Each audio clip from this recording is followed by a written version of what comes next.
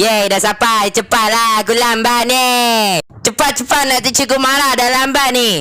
Okey, dah sampai. Lari, lari. Go, go, go, go, go, go, go. Woi, betul punya budak. Tak boleh tunggu bas pergi ke? Tak, Datuk.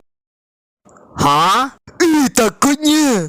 Ha, terus sayang. Cepatlah. Saya pun tengok aku dia kenapa?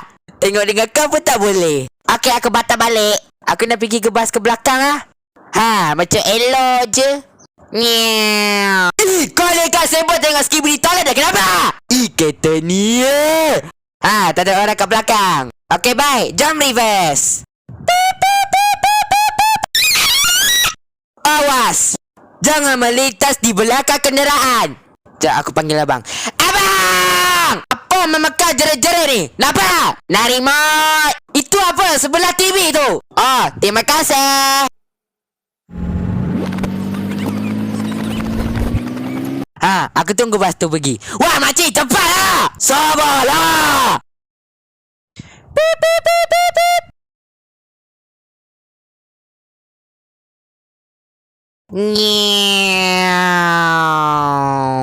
Aku tengok kiri, kanan. Kanan, kiri, kanan, kiri. Diamlah. Okey, baik. Jom jalan.